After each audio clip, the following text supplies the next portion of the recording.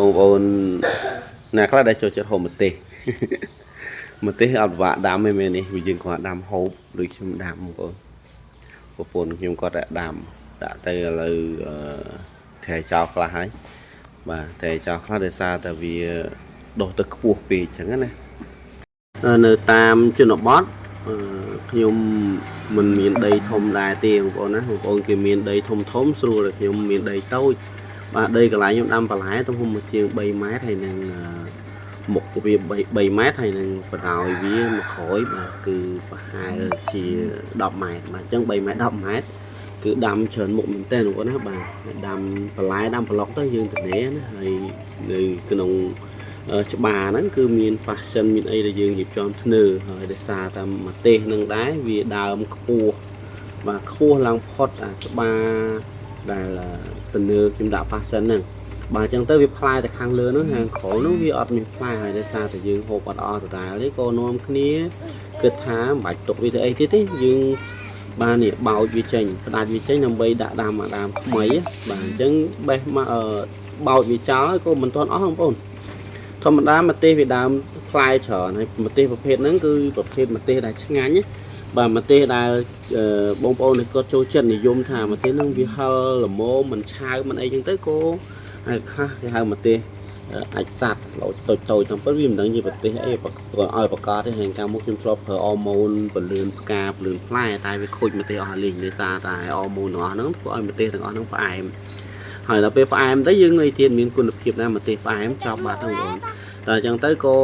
លែងប្រើអរម៉ូនហ្នឹងគឺយើងប្រើជីធម្មជាតិរបស់យើងហ្នឹងស្រោចទៅលើវាហ្នឹងហើយដីហ្នឹងគឺយើងកែច្នៃវាបងប្អូនគាត់ទៅលាងចានទៅយើងបន្លែប្លុកអីចឹងទៅចេះតែបោះចេះតែបាចជុំវិញហ្នឹងទៅហើយស្រោចទឹកបាទដើម្បីយកគុណភាពដីបាទអញ្ចឹងទៅក៏ធ្វើឲ្យដីទាំងអស់ហ្នឹងវាមានជីជាតិល្អហើយវាមិនល្អខ្លាំងទេដោយសារធម្មតាយើងដាំបន្លែដាំអីនៅហ្នឹងវាតែងតែមានការស្រូបជីជាតិពីដីហ្នឹងទៅហើយគ្រាន់តែតុបតែងកន្លែងហ្នឹងឲ្យស្រួលដាចាក់កូនថ្មចាក់អីចឹងទៅបាទហើយម្ទេសទាំងអស់ហ្នឹងបោចហ្នឹងមិនមែនបោចទៅចោលទាំងផ្លែទេគឺផ្លែមួយចំនួនដែលយើងអាចបេះបានគឺយើងបេះយកទៅធ្វើយកទៅត្រាំទុកហើយបាទបងប្អូនចូលចិត្តម្ទេសត្រាំបាទជាមួយកាទៀវជាមួយមីឆុងជាមួយស៊ុបអីបងប្អូនហ្នឹងស្លកោស្លប្រហើរអីគឺយើងមានកតុំម្ទេសនឹងឯងបាទហើយប៉ះសិនខ្ញុំផ្លែទុំស្ញក់ពេញដើមហីបាទគ្រាន់ហូបខ្លួនឯងបងប្អូននឹងបងប្អូនមិត្តភ័ក្តិគាត់មកត្រូវការអីចឹងទៅបេះជូនគាត់ចឹងទៅបាទពី3ម្នាក់អីចឹងទៅណាព្រោះយើងដីតូចចឹងដាំគ្រាន់គ្រួសារយើងហូបបានបាទសម្រាប់កូនតូចវាចូលចិត្តប៉ះសិនហ្នឹងណាបាទក៏ហូបបេះចឹងទៅ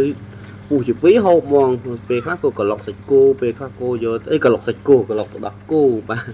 មិនយកប៉ះសិនទៅក្លុកសាច់គោបើដោយបាទអញ្ចឹងយើងក៏រៀបចំធ្វើបាទច្បារហ្នឹងខ្លីៗបងប្អូនគឺ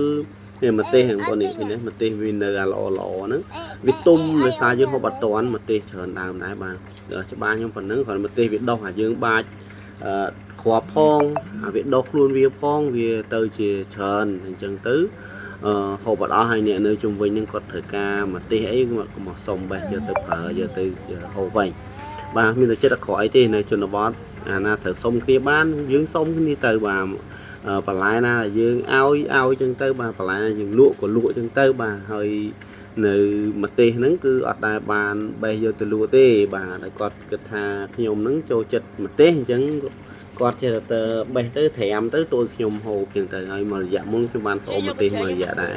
ដោយសារតែម្ទេសហ្នឹងខ្ញុំហូបទៅចេះតែក្តៅក្នុងខ្លួនបាទឥឡូវមួយរយៈនេះគាត់ធ្វើត្រូវរសជាតិបាទអញ្ចឹងដល់ត្រូវរសជាតិគឺឆ្ងាញ់បាទហឹរល្អហើយរសជាតិឆ្ងាញ់អញ្ចឹងទៅខ្ញុំក៏រៀបចំមកប្រមូលបាទគាត់ប្រមូលធ្វើម្ទេសជក់ម្ទេសត្រាំឡើងវិញបាទអញ្ចឹងគឺគាត់ធ្វើហើយការងារខ្ញុំនេះបន្តបន្សំបងប្រពន្ធគាត់ទៅបេះម្ទេសអីចឹងទៅខ្ញុំក៏រៀបចំលាងចានលាងឆ្នាំងទុកដាក់ចឹងទៅបាទកិច្ចការងារធម្មតាបងប្អូនខ្លះគាត់ថាការងារប្រុសការងារស្រីបងប្អូនទៅគិតការងារប្រុសការងារស្រីណាឲ្យបានកូនពៅនេះមួយប្រើគ្នាឥឡូវមកឲ្យកំប៉ុងទឹកបងប្អូនមកយប់ផឹកទឹកហ្នឹងរាប់លីត្រមកអស់បាទ2-3លីត្រមកយប់បាទហូបចូលចិត្តទឹកហ្នឹងបាទឥឡូវព្យាយាមប្រលេះផ្លែណាល្អនោះដាក់កញ្ឆែងមិញហ្នឹងគឺឲ្យកូនពៅទៅយកកញ្ឆែងមកដាក់ម្ទេសទាំងអស់ហ្នឹងហើយយកទៅស្ដាយវាអញ្ចឹងណា បងប្អូនយើងនៅតាមជនបទដែលមានដីអាចទលាយធំធំấyអាចធ្វើទៅបេះទៅយកទៅលក់នៅផ្សារបងប្អូនមិនខ្វះទេឥឡូវនេះបាទគេត្រូវការម្ទេសត្រូវការបន្លែអស់ហ្នឹងបាទហើយដើមឡើងហ្នឹងដោយសារតែភរិយារបស់ខ្ញុំគាត់គិតថាយើងដាំបន្លែទៅយើងទិញត្រីទិញសាច់យើងទិញនៅផ្សារអញ្ចឹងទៅវាជួយការកាត់បន្ថយក៏ដូចជាបន្លែធម្មជាតិយើងអាចទទួលទានខ្លួនឯងបានអញ្ចឹងណាអញ្ចឹងមិនដាំទៅម្ទេសទេគឺដាំស្ពៃដាំស្អីផ្សេងបាទច្រើនមុខបាទតកួនមានអីចឹងបងណាបាទអញ្ចឹងវីដេអូហ្នឹងគឺមានប៉ុណ្ណឹងចែកម្លែកបទពិសោធន៍បងប្អូននៅតាមជនបទអីសល់ដីទនេចោលបងប្អូនអាចឆ្លៀតដាំអញ្ចឹងទៅបាទហើយគាត់មើលវីដេអូតាម YouTube ឯងដាក់ដាំបច្ចេកទេសអីផ្សេងដាក់ដាំហើយចាំមើលវីដេអូក្រោយទៀតខ្ញុំនឹងចែកម្លែកនៅកន្លែងគាត់ដាំបាទបន្លែតកួនដាំអីចែកជូនបងប្អូនទាំងអស់គ្នាទស្សនាបន្ថែមទៀតបាទយើងដាំលក្ខណៈគ្រួសារដាំលក្ខណៈហូបខ្លួនឯងអញ្ចឹងណាបាទអញ្ចឹងមានបច្ចេកទេសច្រើនហើយក៏យើងអាចស្រាវជ្រាវបន្ថែមតាមវីដេអូ YouTube អីចឹងទៅបងប្អូនមើលទៅលើកន្លែងគេធ្វើកសិកម្មកន្លែងអីហ្នឹងអាណាដែលយើងអាចធ្វើបានយើងធ្វើខ្លួនឯងចឹងទៅដើម្បីឲ្យថាកាត់បន្ថយចំណាយបាទហើយនៅផ្ទះហ្នឹងមានចិញ្ចឹមមួនអីតិចតួចបាទគ្រាន់នឹងយើងដោះស្រាយម្ដងម្កាលវាមិនច្រើនទេដោយសារដីតូចបងប្អូនដែលមានដីធំបាទអាចធ្វើចឹងបានហើយមិនថាខ្ញុំនៅតាមជនបទបងប្អូននៅតាមទីក្រុងមានដីកន្លែងនៅទន្លេអីអាចចាក់ដីចឹងទៅបងប្អូនអាចធ្វើបានបាទអរគុណបងប្អូនជួបគ្នាវីដេអូក្រោយបាយបាយ